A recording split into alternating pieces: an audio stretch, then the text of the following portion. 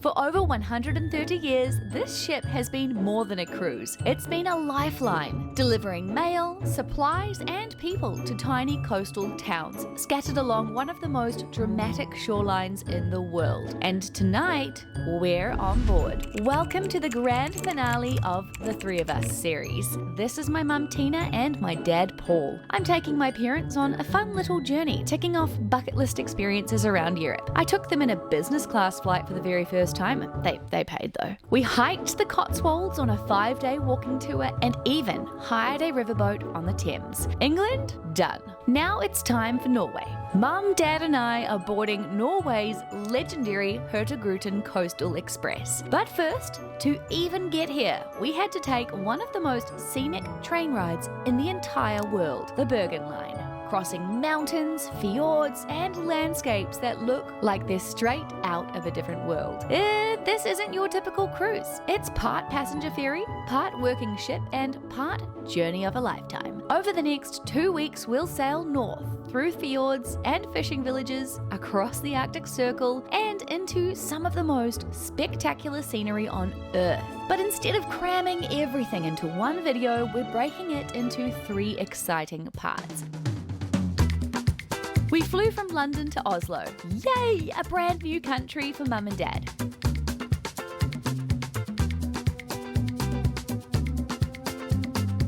Before we could board our cruise, we had to take one of the most scenic train rides in the world, the Bergen Line. Do you like that I booked a whole room for us? Oh, it's so cool.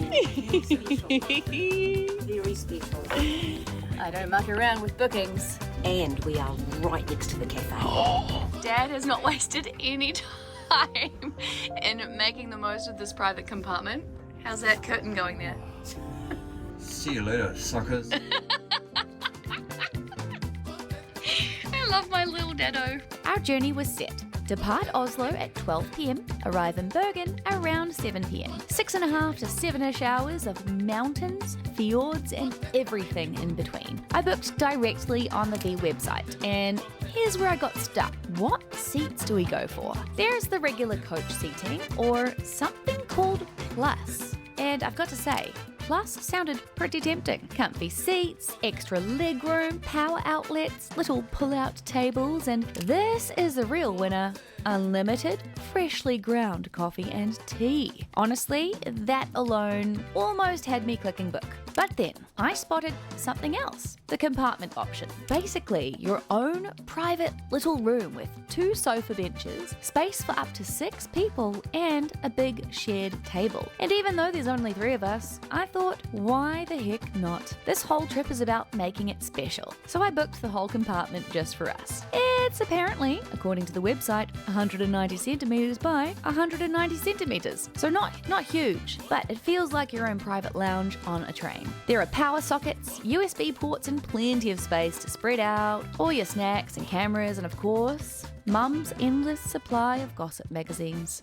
Who's ready for what's rumoured to be Norway's most scenic train? I try not to get excited. I like to be an even-minded, even-emotioned person. And me, I'm exactly the opposite. I'm excited. I can't wait. So I've got double excitement to that guy over there. Well, I can see what you mean about being excited about it being very scenic. But I don't know what's wrong with my eyes. I knew I had glaucoma, but this is another level. Oh wow, Dad, this is way more scenic. Look! Today we're on the Bergen Line train, and this is going to take us 7 hours. If you've been with us for a while on the channel, you would have seen Ludwig and I actually took this exact same route from Oslo to Bergen, but overnight. Quite a few people mentioned in the comments it's a shame you took that overnight, because at nighttime you've missed all the incredible scenery. This train is spectacular during the day, so I knew as soon as I read some of those comments we had to come back, and next time I had the opportunity I would book the daytime one. This cost me almost $900 New Zealand for the 3 of us for this whole day, so definitely not cheap. As you probably know, Norway is quite a pricey country to travel, but of course even pricier if you do decide to go for things like this private room to yourself. This train is indeed quite scenic. We have in fact been passing a massive lake this entire time, probably for about the last hour. I did look it up and it's called fjords, I think. It's huge. Wow, that's beautiful. Very nice. Oh, it's so Lovely. beautiful. Somewhere between coffee number 2 and staring out the window at these crazy mountains, I just started to think about all of the boring but necessary things I always have to do when I get home from a big trip like this. I'm actually one of those super duper weirdos who loves vacuuming, scrubbing the bathroom and doing laundry. It's therapeutic in a way. But another big one is booking the dentist or the doctor, and that's where it can get a little bit messy. First, you've got to figure out who's even in network with your insurance. The next hurdle is availability. Often booking doctors, it's weeks or even months of waiting. That's why I'm so happy that ZocDoc is sponsoring today's video. ZocDoc is a free website where you can search and compare high quality in-network doctors. Choose the right one for your needs and click instantly to book an appointment. With ZocDoc, you can filter for doctors by insurance, location, and specialties. And you can see reviews by verified patients, so you can choose only the best and most convenient care for you. When you've found a doctor that you need, you can actually see their appointment openings on the screen, choose a time that suits you, and instantly book a visit within just a few clicks. Plus, ZocDoc helps you to get appointments fast, typically within just 24 to 72 hours of booking. ZocDoc lets you do everything online. Stop waiting, stop guessing, and start getting the care you need. Go to ZocDoc.com/Chloe and Lidvig. That's ZocDoc.com/Chloe and Lidvig and instantly book a top-rated doctor today. Thanks, ZocDoc. As soon as we pulled out of Oslo, it didn't take long before the views started stealing the show. The Bergen Line is famous for crossing some of Norway's most dramatic landscapes, and it's wild how quickly it changes. One moment you're gliding past little red houses and pine forests, and the next you're climbing higher and higher into the mountains that your ears are literally popping every second. At its peak, this railway reaches 1,237 meters above sea level, which actually makes it the highest mainland railway in Northern Europe. Wow! The entire line stretches almost 500 kilometers from Oslo to Bergen and takes around 6.5 to 7 hours end to end. But honestly, the time flies when every window looks like a moving postcard. By the time you reach a place called Finse, you're at Norway's highest station, sitting at 1,222 meters. Even in summer, the landscape here feels stark and otherworldly, as if you've just stumbled into a completely different planet. And what makes this line even more impressive is the history behind it. The Bergen Line officially opened in 1909, finally giving Norway a year-round land connection between the east and west. For us, most of the journey was just spent glued to the glass. Still going. Turn it off. I don't know how to turn it off. I'll just hold it, shall I?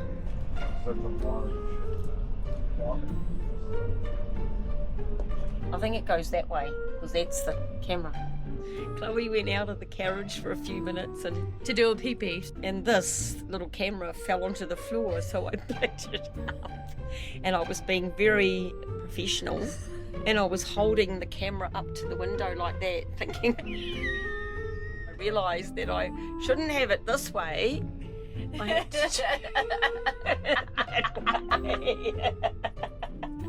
Is that professional, Chloe? Yep, that's real How's professional, that? Mum. Yeah. You should start a YouTube channel.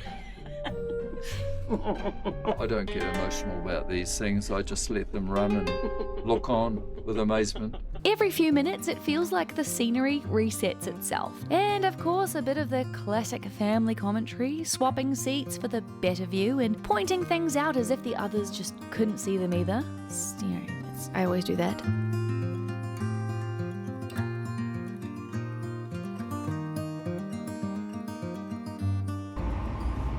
This is insane. This is absolutely insane.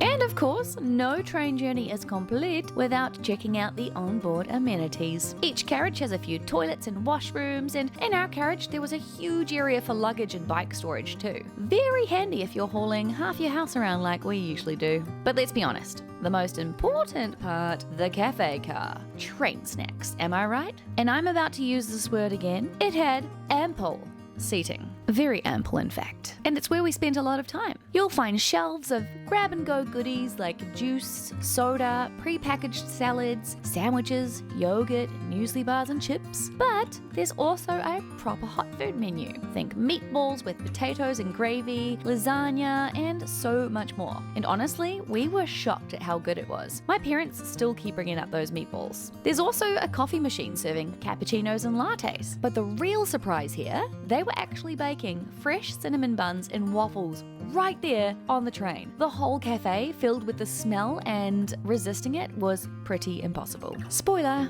we didn't.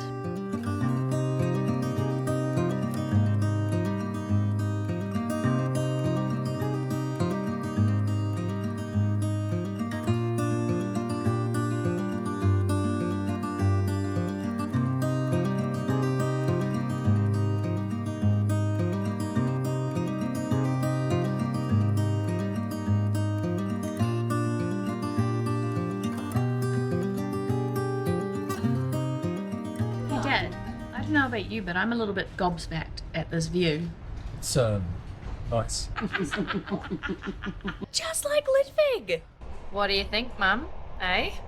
Gobsmacked? Are you gobsmacked? Pretty good. I'm gobsmacked.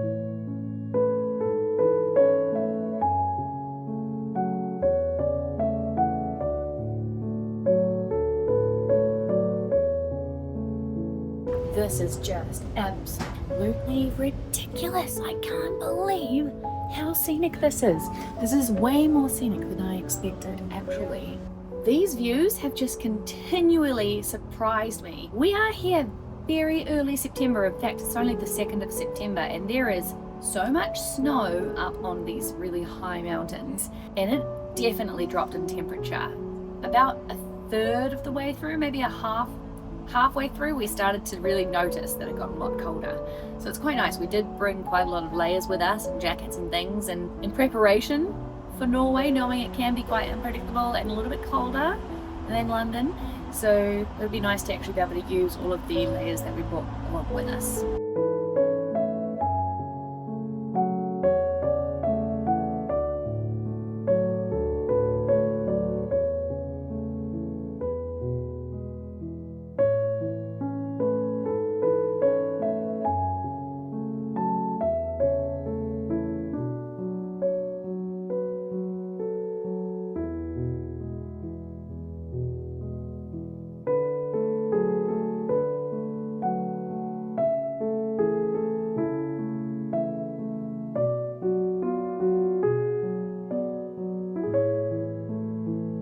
Oh my gosh, that was my favorite bit. All of those colourful homes, and the water was so glassy, it was like a mirror.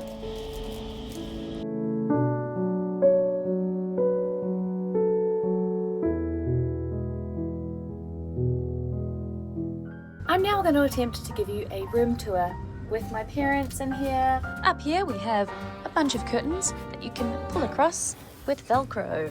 Oh, we have a USB port, and it looks like that is a light that you put on somehow.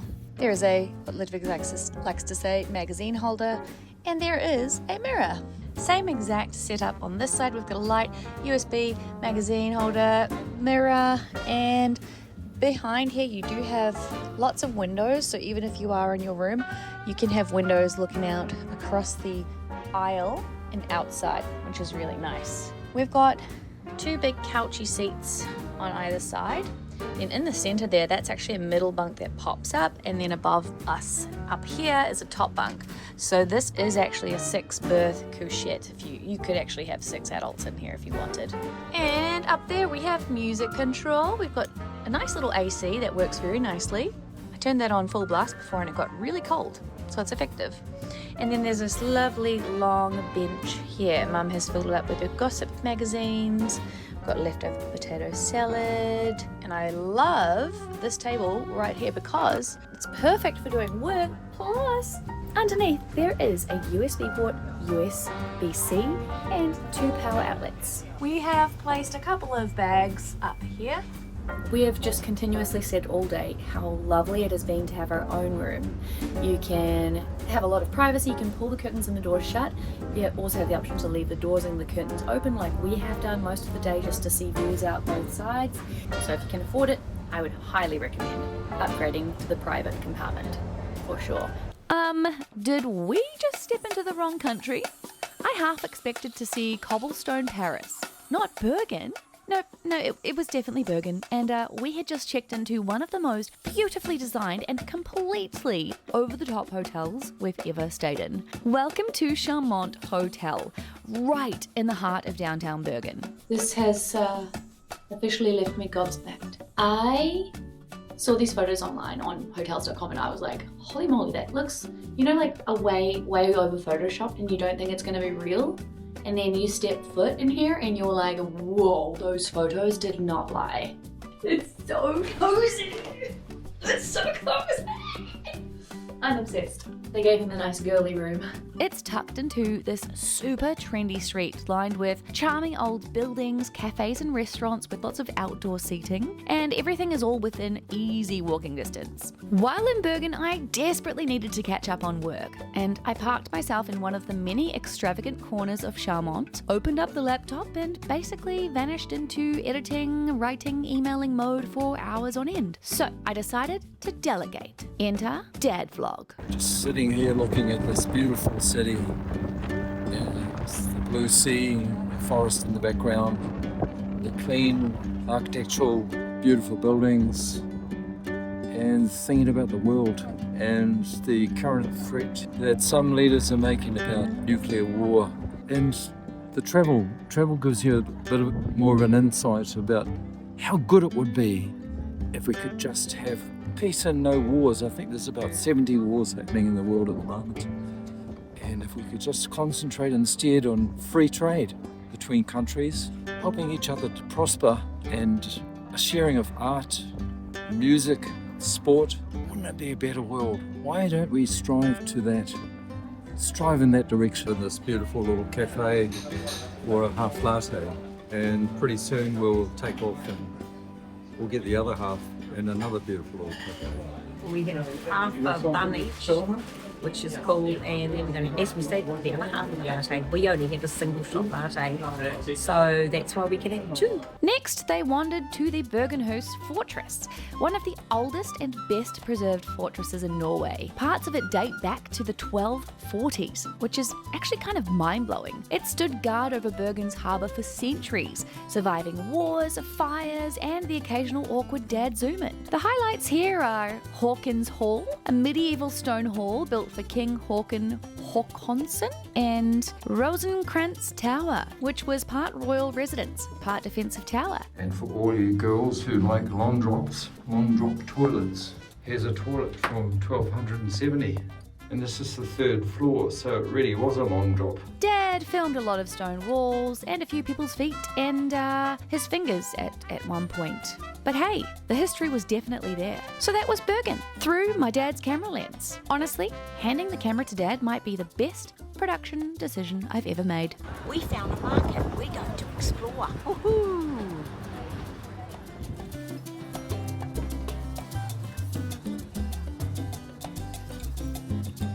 A reindeer sausage and a moose burger. Ugh.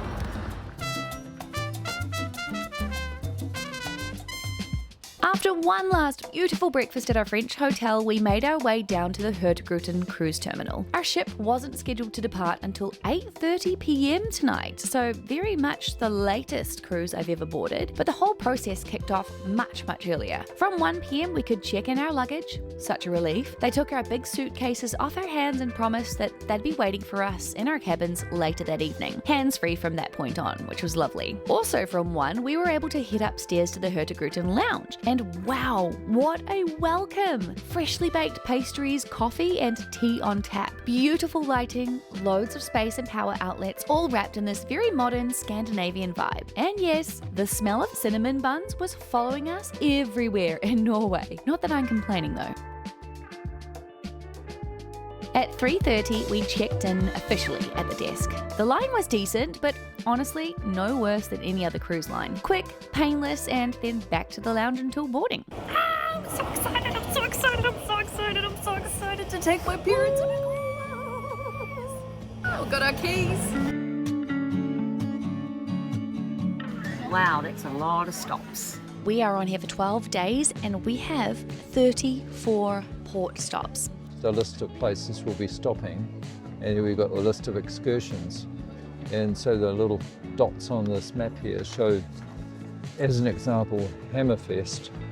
Hammerfest is a short mountain hike, and I noticed that we're there from 11 till 12:30, and that's up here, the northernmost city.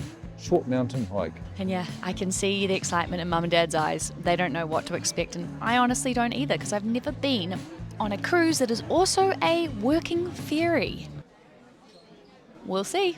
At around 4:35, we were ushered into the briefing room for the safety video, the usual stuff, where to find your muster station, how to put on a life jacket, and then it was time. We boarded the ship. By 6 p.m, our rooms were ready. We were staying in an Arctic Superior cabin on deck 5. Gorgeous, cozy, and just a few doors down from Mum and Dad. Perfectly close for coffee runs or emergencies. Welcome to my room for the next 12 days. This is amazing. This is an Arctic Superior room, and basically the same room as Ludwig and I had on our honeymoon cruise last year on the MS Trollfjord ship with Hurtigruten. We are right here on deck 5, so the walking track is literally outside. So I've seen a couple of people walk past and I feel like, hey, how you going?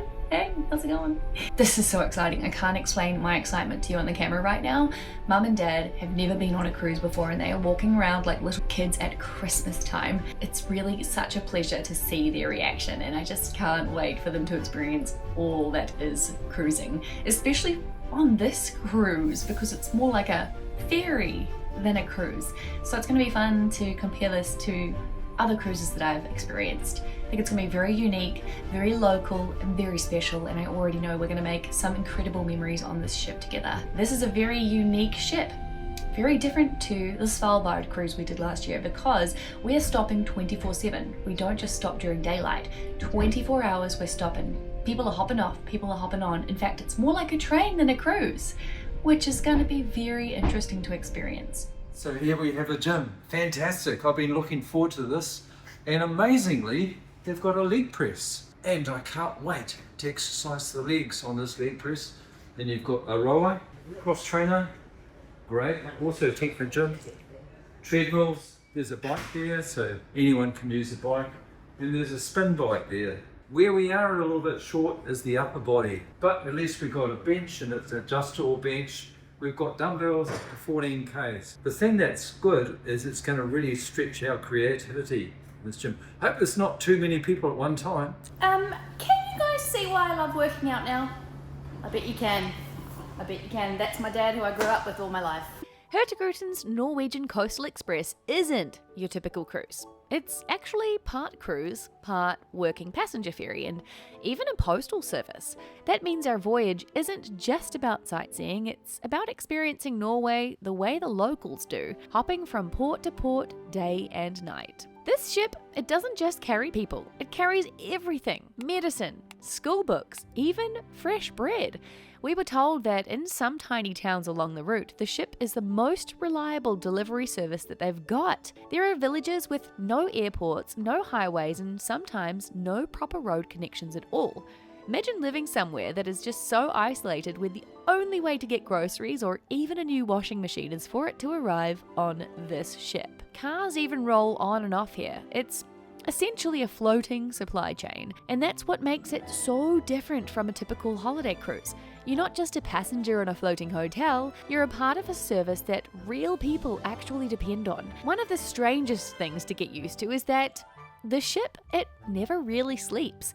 Even while we're tucked up in our cabins, it was still docking in tiny ports throughout the night, dropping off mail, unloading boxes of supplies, picking up locals with their backpacks and shopping bags. The full coastal route features 34 port stops in each direction, between Bergen and Kirkenes. We will do a proper ship tour later in the series, but first impressions, it's a mix of cozy lounges with panoramic windows, little nooks to curl up with a book, and long hallways that suddenly spill out into wide open viewing decks. It feels like the ship was designed around the scenery. And then there's the tradition of it all.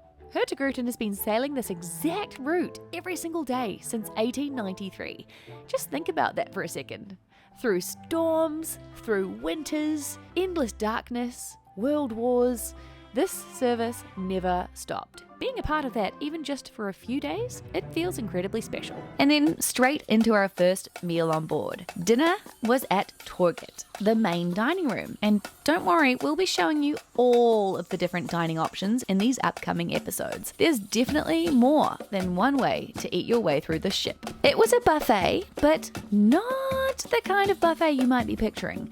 Everything was unbelievably fresh, from salads to seafood to warm dishes made with super local ingredients. It was all beautifully presented and so full of flavour. My parents and I just looked at each other across the table with that silent expression of, oh wow, we are in a treat for these next 2 weeks. One of the things Hurtigruten is really known for is its focus on fresh, locally sourced food. They actually call it the coastal kitchen. And over the course of the voyage, you'll find menus that change with the regions you're sailing through. Ingredients from the ports, local suppliers, and seasonal produce. It makes the food feel like a part of the journey itself. Wow, dinner was absolutely sensational. Mum and Dad were a little bit blown away by the food, and Dad did ask me, Chloe, how the heck did you go back to normal life after your cruise last year with Hurtigruten? And I said, Dad, it took Ludwig and I about 2 months to finally get over the food and the crew on Hurtigruten. The food is that good. Hands down the best cruise food ever, without even any doubt in my mind. Anyway, now we are doing something that I'm not sure many people would do on their first night on a cruise.